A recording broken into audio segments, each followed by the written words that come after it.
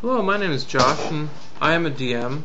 I am currently DMing a epic campaign, and everyone's about 27th level at the time.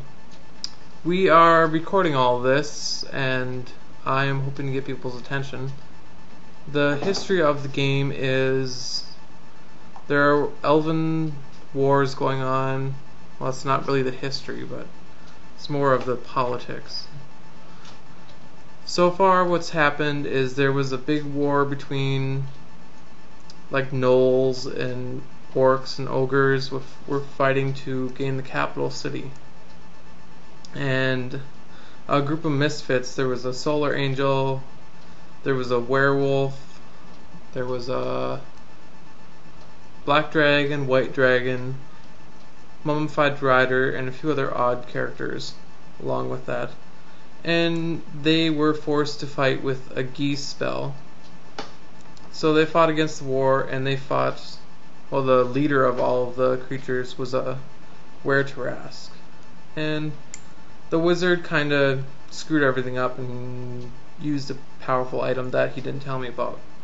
So they won too easily. That was that campaign, episode 1.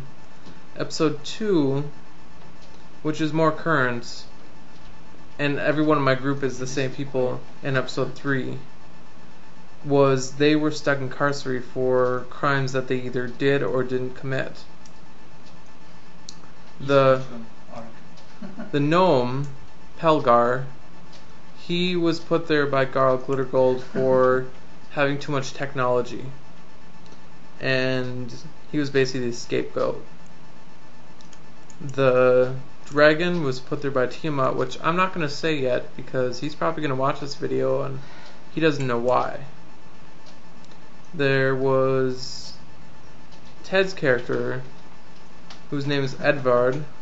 He was put there by Nerul, and for some reason Ted thinks that he's innocent. Nerul put him there because he found out that Ted was basically taking the souls that he was supposed to get and using it for his own purposes. I already said black dragon. Then there was, let's see, I already said the gnome. That was all that was put on carcery. There was also Callian, who appeared there after they escaped carcery using the observatorium, which is in the Manual of Planes, travels from plane to plane. I use that. And what happened is they traveled to Neth using that. They couldn't control the ship. And they were brought to Neth, and Neth swallowed the ship, and they didn't know where they were. So they had to figure things out. And to make it worse, a cleric of Nerul named Estremo had followed them and fought them. They defeated Estremo and he disappeared.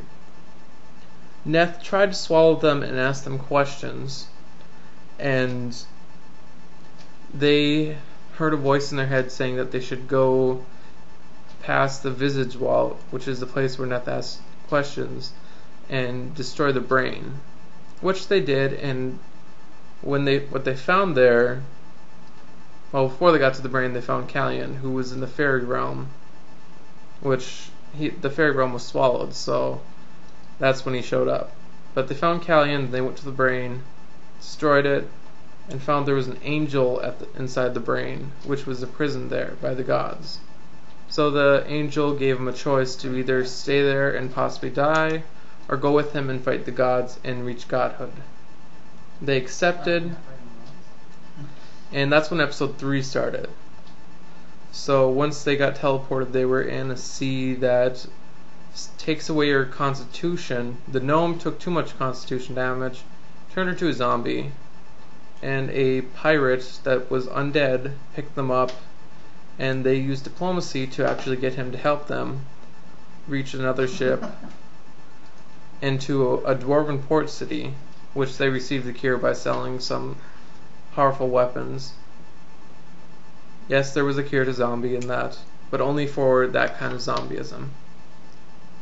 They flew over past a forest which they had to fight a couple of dragons. They went into an elven city that's kind of chaotic. Then they got to the capital city, which they were trying to find a person named Marlock, who has a lot of information what they need to fight the gods.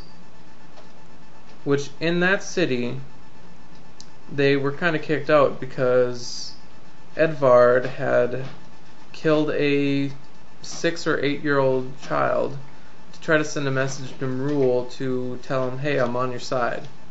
Nerul didn't accept this, and they got kicked out of the city, and they made it to the first point, which is a clue to where Marlock is, which is Marlock's Manor, right next to a volcano. They had to go to the volcano and grab a rock that was guarded by a hellfire worm, which before that they fought a group of Azir, which really that's the point where we were. So I don't really have to say much more about the history of the campaign, but I do hope that you watch and enjoy the rest of the campaign that I will be showing. Thank you.